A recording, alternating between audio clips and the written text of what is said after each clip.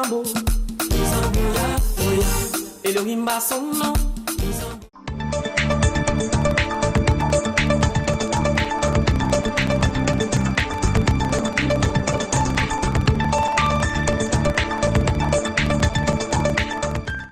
Très heureuse de vous retrouver sur les antennes de Canal King Télévision. Mesdames et messieurs, bienvenue à cette session d'information sur ces plateaux. Nous avons un invité, il s'agit de Monsieur Wesley Ngoy, qui est secrétaire général en charge de l'administration de l'Union nationale des fédéralistes du Congo, UNAFEC, du président Gabriel Kyungua Kumwanza et aussi communicateur du G7. Bonsoir monsieur.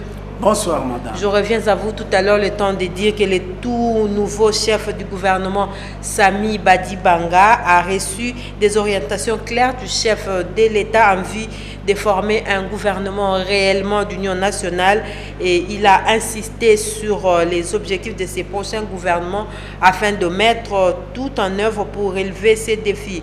Joseph Kabila a ainsi donné un feu vert à Badibanga pour ouvrir les consultations et dénicher les futurs membres de l'équipe gouvernementale. Les opposants et membres de la société civile signataires de l'accord politique conduit par le prince Willy Mikishi ont échangé ce mercredi avec la population du quartier Kingabwa dans la commune de Limete sur l'importance de l'accord signé le 18 octobre dernier. Reportage signé Pascal Ouonji.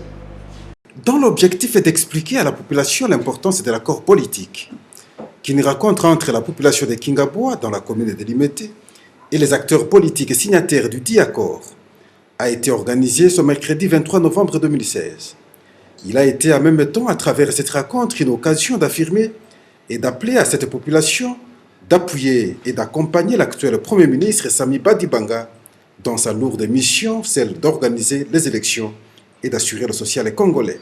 Une explication à cet effet a été bien donnée par le président de l'UNANA, Willy Michiki. Pour restituer la base des rassemblements. Vous savez bien que Kingabwa, c'est le fief de l'UDP, c'est le fief du rassemblement.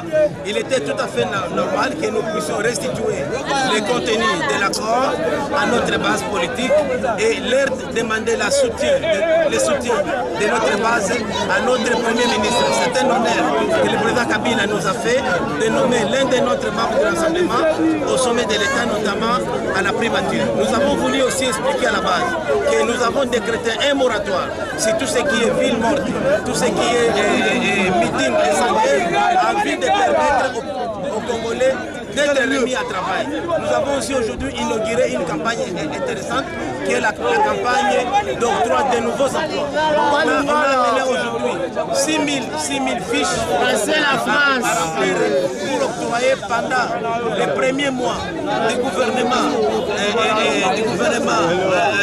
Badibanga. On va créer 1000 emplois aux jeunes et dans les 100 jours, on va donner 2 000 emplois à Kinshasa. Les premiers d'ailleurs bénéficiaires vont bénéficier de ça dès ce lundi. Je disais sur ces plateaux que nous avons un invité en la personne de Monsieur Wesley Ngoy. Monsieur Wesley Ngoy, vous êtes secrétaire général de l'UNAFEC chargé de l'administration, et à ce jour, à l'UNAFEC, les torchons brûlent car le fils Kyungu est débauché et les partis bas de l'aile. Comment vous pensez rebondir sur ça? Non, à l'UNAFEC, tout va très bien. Les torchons ne brûlent pas. Celui que vous citez est parti de l'UNAFEC, il a démissionné. Mais il y a des gens qui croient que l'UNAFEC moins celui qui a démissionné égale 0. Je crois qu'il faut un mauvais calcul. Ils doivent reprendre les calculs pour avoir une bonne sommation. Le départ de celui-là a donné lieu à l'entrée de... Est-ce que vous pouvez rappeler à l'intention de nos téléspectateurs, c'est lui qui vient de partir de l'UNAFEC? Il s'appelle Marcel Kyungu, c'est le fils du président Kyungu, le fils biologique, pas le fils politique. En famille biologique, c'est le fils du président Kyungu, mais politiquement, il ne fait plus partie de la famille politique de son père biologique. Ce qui fait qu'il y a des gens qui croyaient qu'en les débauchant, il n'a fait que moins celui-là serait égal à 0. Là, ils se trompent. Ils ont fait de mauvais calculs parce que le départ de celui-là a donné lieu à l'adhésion de plusieurs milliers D'ailleurs, le président qui venait hier de faire Rémi Ménage, il a nommé à la tête de la fédération de Lualaba René Lumuna, qui va continuer les actions du parti. Et finalement, l'INAFEC se porte très bien. Les gens sont plus déterminés qu'avant, je vous assure. Si vous voulez, je vous amènerai à notre siège de Kinshasa, siège national, ou dans les Katanga, vous allez vous en rendre compte. Les gens sont plus déterminés qu'avant. Et on signale déjà qu'un nombre important, surtout des jeunes de l'UNAFEC, serait parti avec Kyungu Fils du côté du PPRD. Qu'est-ce que vous dites par rapport à cela? Il semblerait qu'il n'y a plus de jeunes dans les rangs de l'UNAFEC. Les jours qu'il a adhéré au PPRD, on ne nous a pas mis au courant. Néanmoins, je sais qu'il a démissionné de l'UNAFEC. Lui seul, toute la jeunesse est restée intacte. D'ailleurs, dans les heures qui suivent, vous apprendrez qu'on a encore placé quelqu'un qui doit conduire, gérer des maîtres cette brave jeunesse qui est restée soudée et alignée derrière le président Antoine Gabriel Kyungu Koumanzi. Là, ce sont des bobards, des gens qui racontent leur misère à qui voudrait les entendre. C'est ça. Continuons ce journal pour dire que la suspension de Jean Kimbembe Mazunga à la tête de la SCTP a été accueillie avec ardeur par les agents qui réclament plutôt leurs 3 mois de salaire. L'opération de suspension, voire des révocations, devrait s'étendre jusqu'au directeur accusé par les agents de l'ex-ONATRA de bloquer le bon fonctionnement de l'entreprise. Reportage sur les images de Chomine Kassiama. Devant l'imposant bâtiment de la société commerciale de transport et port, les agents de l'ex-ONATRA se sont retrouvés ce mercredi 23 novembre aux premières heures de travail.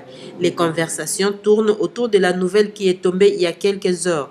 Jean Kimbembe Mazunga, ADG de la SCTP, a été suspendu de ses fonctions par un arrêté de Louise Munga, ministre de portefeuille.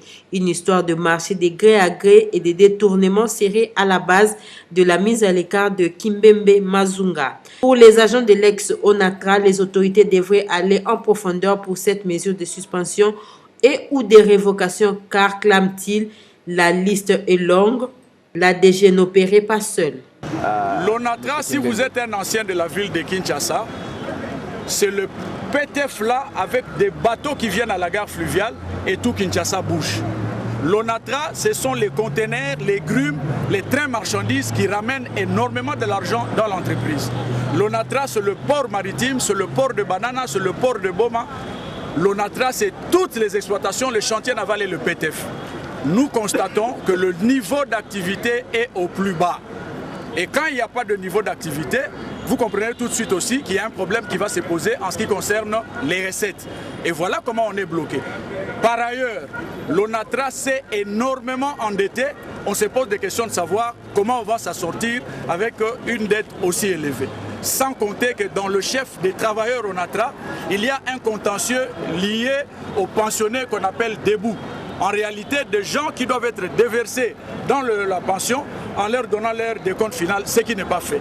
La suspension de Jean Kimbembe Mazunga aura été une aubaine pour les agents de la SCTP de dénoncer le non-fonctionnement de bateaux récemment inaugurés tels Gungu et tant d'autres mots. OCHA vient d'allouer 26 millions de dollars américains à la République démocratique du Congo pour des besoins urgents à l'Est, et les provinces de Bazouele, Otuele et Ituri ont été ciblées par les attaques de LRA et FRPI. Compte rendu de la conférence hebdomadaire de la MONUSCO sur les images de Chomine Kassiama. Le point de presse de la MONUSCO de ce 23 novembre a porté sur 3 points: activités composantes, équipe pays et situation militaire. Dans le volet équipe pays, il est à noter que OCHA vient d'allouer 26 millions de dollars américains via fonds humanitaires afin de répondre aux besoins urgents des 4 millions de personnes affectées par la crise humanitaire qui sévit dans l'est du pays. Évoquant la situation militaire, le porte-parole par intérim, le capitaine Yassine Kassim, a signalé que dans le Haut-Toué, les 3 éléments de LRA ont tendu une embuscade à un cycliste et battu ce dernier, pendant que des civils ont été kidnappés par les LRA à 40 km de Bondo, dans le Bazouele. Du côté de l'Ituri, 6 miliciens RPI ont attaqué la localité de Mbodina, ont violé une fille et pillé 3 maisons. Le MLC a organisé une campagne de sensibilisation de ses membres pour la possession de cartes des membres devant l'assistance. Le secrétaire général adjoint Jacques Lungwana a fait savoir l'importance des cartes qui témoignent l'attachement au parti. Reportage signé Alain Noka. Cadres et sympathisants du mouvement de libération du Congo ont été mobilisés ce mardi 22 novembre au siège du parti pour une sensibilisation sur la possession des cartes de membres. À cette occasion, le secrétaire général adjoint du MLC, chargé des finances, Jacques Lungwana, a exhorté l'assistance sur l'achat des cartes de membres. La possession des cartes de membres, a-t-il poursuivi, témoigne l'amour qu'on a envers le MLC et outre cette importance, le député national Jacques Lungwana a insisté également sur les frais du fonctionnement du parti qui résultent des retombées de vente et achat des cartes de membres. Voilà pourquoi tous les membres, cadres comme sympathisants ont l'intérêt d'avoir chacun sa carte de membre du MLC. D'être là parce que l'adhésion MLC est conditionnée par la détention des cartes. Pour être membre du parti, pour être membre du MLC, tu dois avoir une carte. Et depuis qu'on a changé la carte de membre, il s'est posé pas mal de problèmes. Donc beaucoup de militants n'ont plus de cartes. Il fallait qu'on se rencontre pour voir comment, s'il y a d'autres stratégies à monter pour que l'on accentue un peu la vente de cartes. C'est ainsi que le secrétaire général adjoint en charge de finances et logistique nous a appelés. Et nous sommes très contents parce qu'aujourd'hui, nous sortons avec des stratégies propices qui nous permettront d'atteindre nos bases des coins et recoins de notre pays. La plénière de ce mercredi 23 novembre à l'Assemblée provinciale de Kinshasa était centrée sur la question orale adressée au directeur général de la DGRK, Narcisse Lembo Kolotangi, concernant le crédit bancaire emprunté par cette régie pour son fonctionnement. Selon le DG, c'est une fausse alerte. Il a précisé qu'il a trouvé la DGRK avec 300 milliards de francs congolais et à ce jour, le budget est passé à 400 milliards de francs congolais. Comme je vous l'avais dit, nous avons un invité sur ce plateau, la personne de Monsieur Wesley Ngoy. Une autre question qui nous vient, à ce jour, quel est l'agenda de l'UNAFEC et du G7 par rapport à... Vous ne vous sentez pas essoufflé du fait que déjà le président de la République a nommé un nouveau Premier ministre? Au départ, j'ai dit non, nous avons le vent en poupe maintenant. Parce que nous avions dénoncé ce que tout le monde constate aujourd'hui. Nous avons dit qu'il fallait un dialogue, pas un dialogue piégé.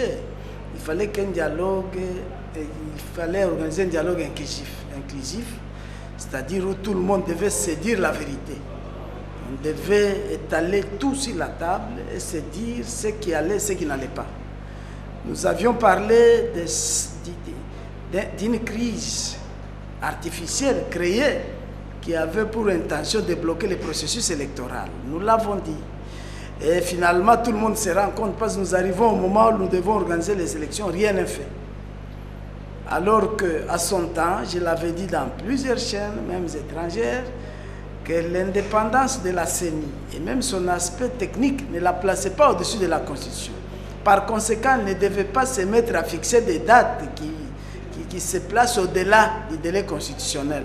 Là, c'était l'entorse. Je l'avais dénoncé. Et finalement, la CENI a fait ce qu'elle a fait, en connivence avec le ministère de l'Intérieur qui invitait les organes délibérants, entre autres les assemblées provinciales, invités par un ministre de l'Intérieur qui les bloquait ici. Alors que lui n'avait pas cette qualité-là.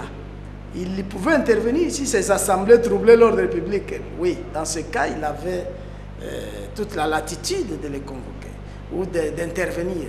Quand les assemblées provinciales fonctionnent normalement, le ministre de l'Intérieur, qui doit au niveau national répondre de ses actes vis-à-vis de l'Assemblée nationale, et qu'au niveau provincial, le ministre de l'Intérieur là, qui répond vis-à-vis des assemblées provinciales de ses actes, je crois que le ministre de l'Intérieur ne pouvait pas se permettre d'inviter les élus ici, parce que lui n'est pas élu.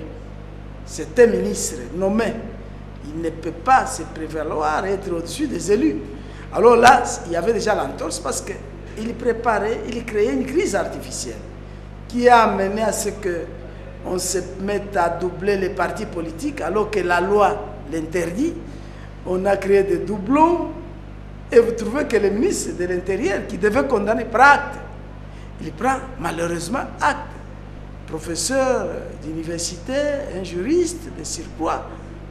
Alors nous avons constaté que le monde allait à l'envers.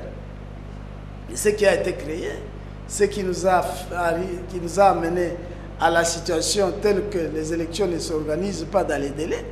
Alors je crois qu'on ne peut pas assister dans une scène de criminels qui crient sur les lieux du crime.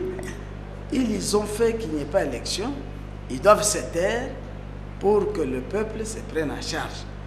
Maintenant, au-delà de ça, il faut que les gens se mettent autour d'une table pour qu'on se dise la vérité. Il ne faut pas créer des opposants. Vous créez des opposants, vous dites non, l'inclusivité totale ici, avec des opposants créés. Là, vous voulez quelque chose de son contraire. Le conflit ne se terminera jamais. Personne n'a le monopole de marcher sur les têtes des autres. Personne. Alors nous devons en tant que Congolais nous mettre ensemble, nous dire la vérité. Auparavant, j'avais proposé qu'il y ait un dialogue où chacun dialogue avec sa propre conscience.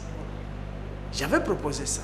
Ok, mais vous venez tout à l'heure là de parler de mettre ensemble. L'UNAFEC a toujours été ensemble avec Moïse Katumbi qui serait à ce jour à Fon parce que serait poursuivi par une affaire de blanchiment d'argent. Qu'est-ce que ça ne vous dérange pas cette histoire que l'UNAFEC soit toujours derrière Moïse Katumbi? Madame, là c'est encore malgré ses devoirs, le théâtre de chez nous, parce qu'autour de lui on a fomenté beaucoup de choses.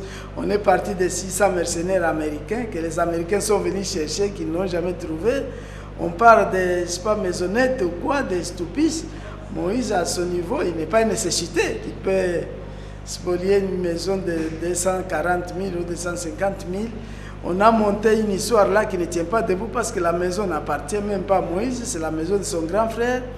Et le grand frère ne l'a même pas acheté chez les Grecs, il l'a acheté à la Sonas, parmi les biens. Ça veut dire tout ce qu'on peut dire autour de Moïse Katumbi ne dérange en aucun moment. Madame, l'UNAFEC. Les gens qui ont les jeeps achetés par Moïse, les jeeps que Moïse les rachetait, qui commencent à fumer maintenant, ces jeeps-là sont-elles achetées par l'argent blanchi? Les Moïse qui étaient bailleurs des fonds, de ceux qui font des bruits ici, cet argent qu'il leur donnait était l'argent blanchi. Ils l'ont dit à ce temps-là. Moïse, quand il est arrivé, c'est après avoir mené des enquêtes qu'on rien trouve de les indices. Rien de tout ça. Moïse est arrivé à la tête de la province du Katanga. Il a trouvé les douanes qui ne produisaient qu'1 million, c'est pas 200. Il a ramené ses recettes à 1 milliard. Ces milliards-là étaient l'argent blanchi? Ou c'est la tête de quelqu'un qui a une vision de loin, qui s'est créé, qui sait rentabiliser ce qu'il a dans la tête et qui le met à la disposition de toute une nation. Je crois que ça, ce sont des bobards, madame, parce qu'on cherche des petites bêtes dans les poches de Moïse, ils ne les trouvent malheureusement pas. Okay. Parce qu'ils ont des jeeps, même certaines vestes qui sont de laver là. C'est Moïse qui les a achetées, de ceux qui font des bruits. Je reviens à vous pour continuer ce journal. Le roman noir et société africaine, c'est le thème retenu pour la 4e édition de la fête du livre à Kinshasa du 23 au 27 novembre. Les amis du livre vont réfléchir sur le thème et la littérature congolaise actuelle. Reportage signé Laetitia Louvrezo. Cette 4e édition du livre de Kinshasa avec comme thème retenu roman noir et société africaine proposera aux élèves des ateliers et des rencontres avec les auteurs pour échanger sur les œuvres, la création littéraire, la vie d'écrivain et ainsi diffuser auprès de plus jeunes une autre idée du livre. Car à en croire le président de l'association des bouquinistes du Congo, Florent Guébana, déplore le fait que les élèves sont moins visibles à l'achat de livres vendus à même le sol et les livres se vendent à compte-gouttes. Rarement de voir les élèves passer et regarder, mais En tout cas, les élèves, je peux dire, la jeunesse quinoise ne s'intéresse pas. Il n'y a pas un site spécifique où vous pouvez retrouver les bouquinistes. On est éparpillé par-ci, par-là, puisque les autorités municipales n'en tiennent pas compte de nous. On est piqué par les difficultés que nous rencontrons à tout le monde. On est sous menace des policiers qui nous dérangent à tout instant. Il y a même ceux qui viennent nous ravir des livres ou brûler. Vous comprenez? En 2013, on a brûlé une affaire de 22 tonnes de livres. Vous comprenez? Alors, c'est ça. On essaie de tout faire. Il y a notre dossier qui est au niveau du secrétariat général du ministère de la Culture et des Arts. C'est les moyens qui nous manquent, puisque on devrait nous octroyer un arrêté ministériel. Nous sommes reconnus au niveau de la commune de la Gombe et puis au niveau de l'hôtel de ville de Kinshasa. Pendant 4 jours, soit du 23 au 27 novembre 2016, les amoureux de la littérature vont mettre en avant la richesse de la littérature congolaise actuelle. À l'occasion de la 4e édition de la fête du livre, l'écrivain congolais Auguy Ibanga, résident en France, s'associe aux écrivains de Kinshasa pour célébrer les livres. Auguy Ibanga, auteur de plusieurs œuvres, entre autres, je vous en prie, Genoux à terre, plaide pour l'accès du livre dès la maternelle. Il a été joint au téléphone par Laetitia Louvoiseau. Alors, j'ai dit qu'avec l'ambassade, ils ont prévu de faire quelque chose le mois prochain et que nous sommes très heureux de voir que pour une fois, la culture et les livres seront mis à l'honneur. La plupart, nous sommes dans des associations étrangères parce que il n'y a pas une structure officielle à partir de notre ambassade ou à partir de nos représentants. Et pour ça, nous essayons, nous, pour valoriser nos livres, d'aller vers d'autres associations culturelles d'autres pays. En tout cas, les salons du livre, c'est très bien passé et ça m'a permis personnellement de rencontrer d'autres écrivains venus d'ailleurs. C'était le Brésil cette année. On a vraiment, ils nous ont bien reçus et ça s'est très bien passé. En tout cas, notre livre, je vous en prie, a eu un très bon succès, même au marché de la poésie de Paris au mois de juin. Alors, cette saison, il n'y avait pas grand monde en écrivain congolais, mais ça va, on a pu défendre, nous qui étions présents, on a pu bien défendre notre culture et surtout nos bouquins. Alors, l'importance de ces salons, c'est vraiment que les salons du livre de Paris, c'est le plus grand marché au monde. C'est-à-dire que tous les écrivains du monde, toutes les maisons d'édition au monde viennent au marché du livre de Paris pour représenter leurs produits. Et ça fait vraiment plaisir que nous, on vive cette concurrence, que nous, on fasse valoir aussi notre écriture du Congo. Très bien, nous sommes très bien perçus.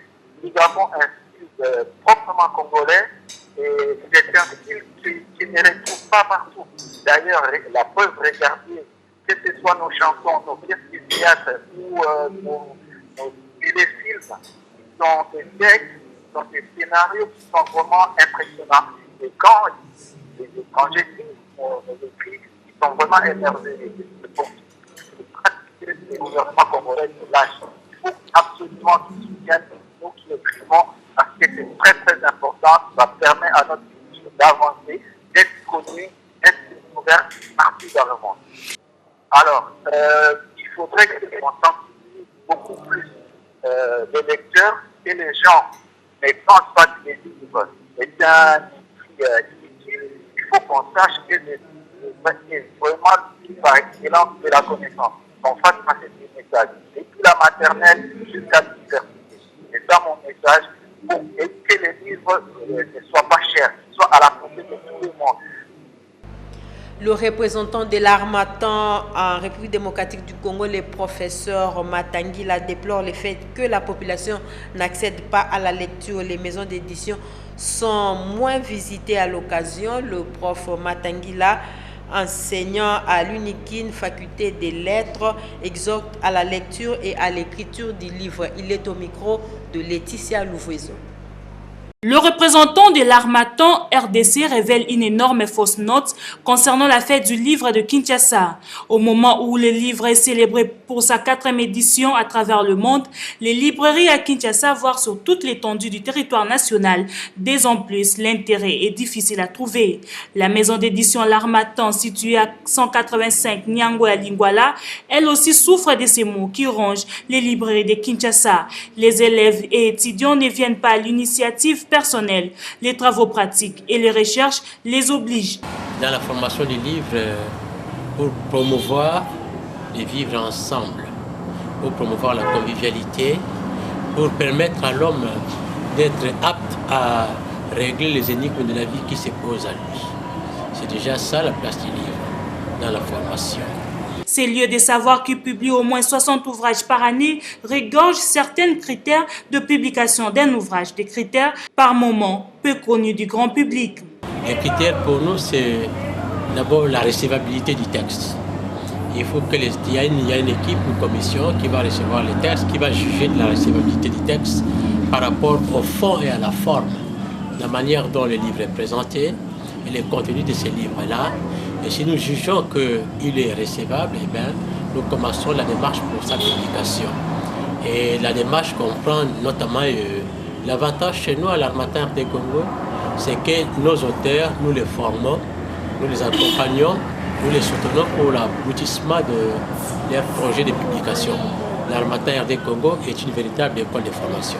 C'est depuis 2012 que cette maison d'édition qui siège en France, à Paris, est représentée en RDC et n'a publié que 700 publications. Une situation qui préoccupe cet enseignant à l'INUKIN, doyen à la faculté de lettres et sciences humaines. Avant de poursuivre ce journal, quelques questions à M. Wesley Ngoy. Pensez-vous que l'UNAFEC et les G7 ont encore de la chance de réussir et convaincre l'opinion congolaise? L'opinion est déjà convaincue et nous avons la très grande chance. Et nous avons peut-être déjà réussi parce que tout le monde parle le même langage que nous maintenant. Tout le monde s'est rendu compte. Et c'est quel langage? Découper les provinces, c'était une grave erreur. À créer une crise artificielle, c'était une grave erreur. Parce que tout le monde revient à la case de départ. Nous avons tenu au sein du rassemblement, au sein du rassemblement, nous avons tenu à ce qu'il y ait un dialogue, un vrai dialogue inclusif. Les gens ont voulu faire un passage en force et maintenant où sommes-nous? Tout le monde nous ramène maintenant à la table de négociation parce que ce n'est pas l'objectif atteindre du dialogue n'était pas de nommer un premier ministre, n'était pas de lutter contre le chômage de ceux qui n'avaient plus d'emploi. Ce n'était pas l'objectif du dialogue. L'objectif du dialogue était de voir comment faire un calendrier électoral qui peut respecter les délais constitutionnels. Parce que les gens ne parlent plus de la Constitution, qui est l'émanation du peuple congolais. Les gens n'en parlent plus. Les gens parlent du gouvernement. C'est comme si le dialogue avait pour mission de lutter contre le chômage des acteurs politiques. Là, nous disons non. Ce que le peuple attend, c'est l'alternance, c'est-à-dire aller aux élections dans les délais constitutionnels. Si tel n'est pas le cas, qu'on se mette autour d'une table, qu'on trouve l'alternative acceptable pour que la Constitution ne soit pas violée et que le peuple n'attende pas éternellement cette alternance. Moi, je crois que nous devons prendre le destin de ce pays en main, nous tous. Nous devons nous sentir concernés parce que c'est notre pays à nous tous. Ce n'est pas le pays du président Kabila, ce n'est pas le pays de l'opposition, ce n'est pas le pays de la majorité. C'est le pays de tous les Congolais. Le président Kabila, l'opposition et la majorité devront avoir une même pensée, la pensée unique, c'est-à-dire qui converge vers le bonheur de ce peuple. Cette pensée qui converge vers le bonheur de ce peuple doit nous animer tous. Et imaginez-vous aujourd'hui, nous sommes partis d'un budget de 9 milliards à un budget de 4 milliards, alors que les charges augmentent, les budgets diminuent. Un raisonnement rétrograde. Moi, je crois qu'avec un pays immensement riche comme le nôtre ici, nous devrions nous pendre nous-mêmes. Par colère, nous devrions nous pendre, parce que nous faisons la honte devant l'opinion tant nationale qu'internationale. Alors nous devrions nous pendre, nous qui nous disons acteurs politiques. Et en attendant cela, vous pensez, après le départ de Kyungu Fils. On apprend qu'il y a des débauchages dans le parti. Vous ne sentez pas que... Vous êtes très intéressé par ce départ-là. Moi, je vous dis que ceux qui ont cru que... Mais parce qu'on parlerait de débauchage à grande échelle. Non, donc, pas de problème. L'arroseur peut être arrosé, madame. Nous pouvons aussi débaucher chez le peuple perdre. Ceux qui ont cru que l'INAFEC... Vous en avez les moyens, vous êtes tout sûr? à fait, tout à fait. L'INAFEC, moins les fils du président Kyungu égale 0, il faut des mauvais calculs. Et la sommation... Quel est les calculs que vous faites? L'INAFEC moins Kyungu Fils, ça donne l'INAFEC moins Kyungu Fils, plus de 1000 adhérents. Il faut faire ça. Et plus puissant qu'avant. C'est ce que vous devez comprendre, madame. Kyungu Fils... Donc, vous confirmez qu'il n'y a pas de débauchage au sein de l'UNAFEC? Débauchage, les chasseurs sont partout. Les chasseurs des politiciens sont partout. Ils peuvent chasser. Les gibiers partis sont remplacés par plusieurs gibiers entrants. C'est ça. Alors, il faut un travail inutile. Vanité de vanité, tout est vanité, madame.